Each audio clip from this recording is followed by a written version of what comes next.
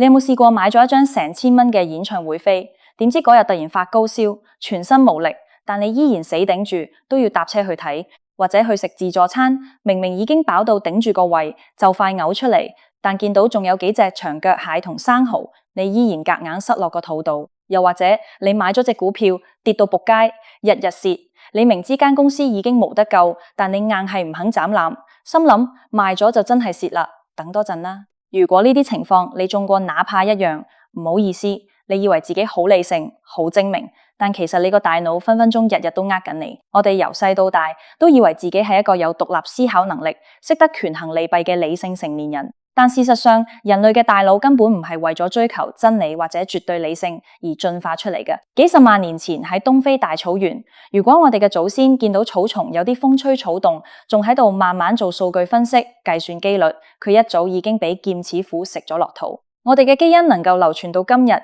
正正係因為大腦內置咗好多捷徑同埋偏見，幫我哋喺最短時間內做決定。問題係而家已經唔係原始時代，世界嘅複雜程度遠超想象，大腦呢啲自以為聰明嘅本能反射喺現代社會入面反而變成咗一個又一個陷阱。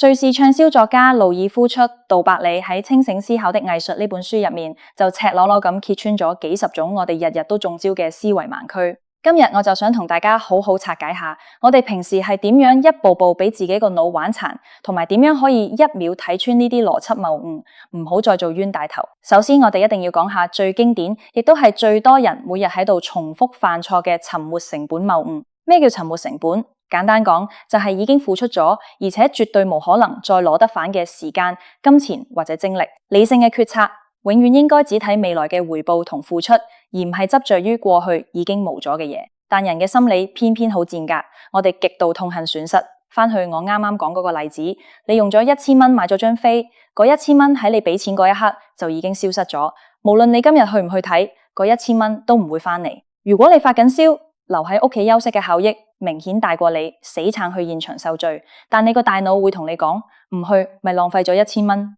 結果你俾咗1000蚊之餘，仲要賠上自己嘅健康同成晚嘅痛苦，呢個就係典型嘅為咗減少心痛而製造更大嘅損失。喺感情世界入面，呢種情況仲恐怖，好多人拍拖拍咗7-8年，對方明明係個超級大渣男或者終極恐怖情人，身邊所有朋友都勸佢分手，但佢嘅回應永遠都係嗰句：我由20歲就跟佢，成個青春都俾晒佢，而家28、29歲先嚟分手，我咪好蝕？我之前嗰幾年算係咩？醒下啦，你過去嗰幾年已經過咗去，無人可以幫你扭轉時空。如果你唔斬纜，你蝕嘅唔單止係過去嘅8年，仲係你未來嘅8年、18年，甚至一世。公司做項目都係一樣，好多管理層明明見到個新產品已經完全脫離市場需求，但因為之前已經揼咗幾千萬落去研發，硬係要繼續加碼推上市，最後輸得仲慘烈。記住，唔好因為錯誤已經付出咗代價，就用更多嘅代價去延續呢個錯誤。第二個，我哋每日都俾人呃緊嘅思維盲區，叫做幸存者偏差。你打開各大社交平台或者行入書店，永遠都充斥住呢類故事。大學未畢業就退學創業，點樣喺24、25歲賺到人生第一桶金？每日4點半起身嘅成功人士秘訣，某某富豪教你點樣靠買物業喺30零歲身家過億。我哋好容易會產生一個錯覺，只要我學佢哋咁做，我都可以成功。但你有冇諗過，點解你從來冇見過一本自傳係寫我22歲退學創業，最後破產瞓街？點解冇人拍片分享我買咗幾層樓，結果撞正金融風暴，負資產跳樓？因為失敗者係唔會發聲嘅，死人係唔會講嘢嘅，佢哋全部喺歷史嘅長河入面沉沒咗。喺第二次世界大戰嗰陣，軍方研究點樣加強戰機嘅防護裝甲，佢哋統計咗所有返嚟嘅轟炸機，發現機翼同機身彈孔最多，引擎幾乎無彈孔。好多專家就話應該要加厚機翼嘅裝甲，但統計學家瓦爾德就一語道破，機翼中彈嘅飛機能夠飛得返嚟，正正係因為機翼中彈唔致命，而引擎中彈嘅飛機根本無一架返得嚟。喺現實生活入面，如果你只係望住嗰幾個萬中無一嘅成功案例，去制定你嘅人生策略或者投資決定，你基本上就等同於買6合彩。成功背後有太多隱性因素，例如時代紅利、家庭背景，甚至純粹係運氣。但成功者寫自傳嗰陣，永遠只會強調自己有幾努力同有幾多遠見，千祈唔好俾呢啲光環呃到。睇事情一定要睇埋分母，而唔係淨係望住分子。講到光環，第三個大腦最中意用嘅偷懶捷徑就係權威偏見同埋光環效應。好多人只要見到某個人喺某個領域好成功，或者掛住醫生、教授、億萬富豪嘅頭銜，就會自動覺得佢講乜都係啱嘅。例如一個攞咗諾貝爾物理學獎嘅學者，突然跳出嚟評論經濟政策或者醫學養生，依然會有一大班人深信不疑。心理學上有個好出名，甚至有啲得人驚嘅米爾格倫實驗。實驗入面，受試者被要求扮演老師，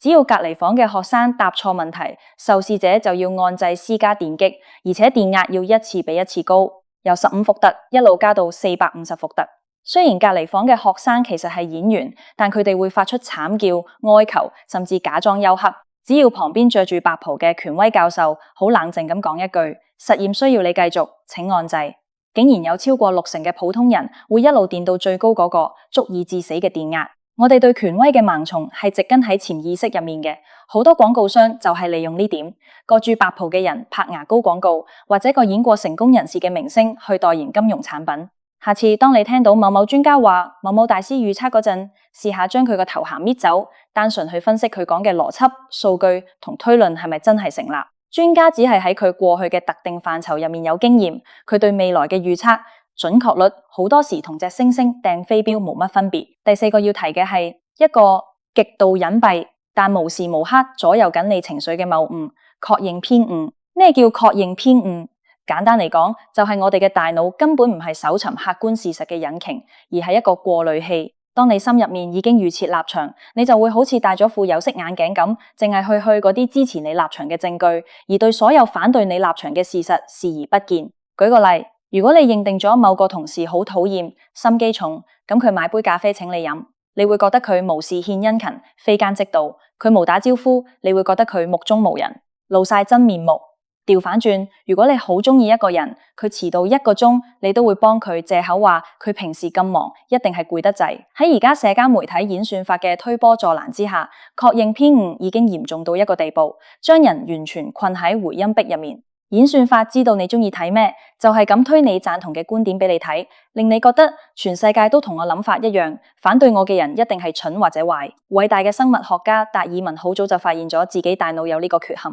所以佢立咗一個好嚴格嘅規矩，每當佢發現有任何觀察結果或者想法係同佢自己嘅理論相抵觸嗰陣，佢必須喺30分鐘之內將佢寫落筆記簿度，因為佢知道大腦會喺好短時間之內自動將呢啲令自己唔舒服、反對自己嘅事實遺忘或者合理化。如果你真係想保持清醒，你應該主動去取反對自己觀點嘅證據，而唔係日日上網認同。講完點樣呃自己，我哋再睇下我哋點樣俾外界嘅數字同群眾呃。第5個好常見嘅陷阱叫錨定效應。你去行名牌鋪頭，門口擺住一個手袋，個牌寫住原價88000，特價42000。你第一眼見到可能會覺得哇，平咗成半有多喎，好似好抵慨。但你冷靜諗下，呢個手袋如果一開始就標價42000，你仲會唔會覺得佢抵？嗰個88000就係一個錨。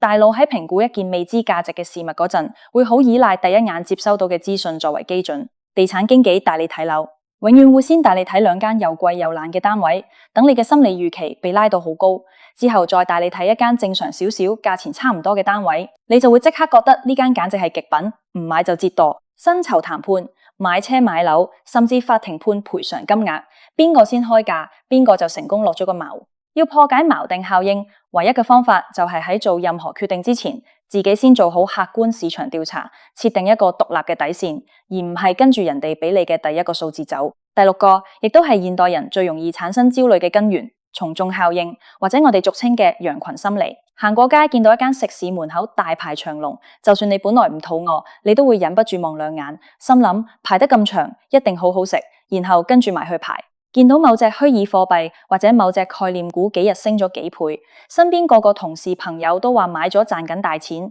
你就算完全唔明佢背後嘅底層邏輯係咩，你都會驚自己錯失恐懼症發作，喺最高位衝入去接火棒。喺進化心理學嚟講，跟大隊係最安全嘅生存策略。幾十萬年前，成個部落嘅人一齊向同一個方向跑，你最明智嘅做法就係跟住跑，而唔係企喺度問點解要跑，有冇數據支持？因為唔跟住跑嘅人，多數已經做咗野獸嘅點心。但喺現代金融市場同日常生活入面，跟大隊往往就係通往地獄嘅捷徑。人多就代表啱，係最大嘅邏輯謬誤。歷史上無數次嘅資產泡沫，由幾百年前嘅鬱金香狂熱到千禧年嘅科網股泡沫，每一次都係由從眾心理推到頂點，最後集體粉身碎骨。投資界傳奇巴菲特嗰句老生常談：喺人哋貪婪嗰陣恐懼，喺人哋恐懼嗰陣貪婪。聽落好簡單，但真正做到嘅人極少，因為你要對抗嘅唔係其他人，而係你大腦幾百萬年進化出嚟嘅本能。仲有一個好多人都唔知自己中咗招嘅，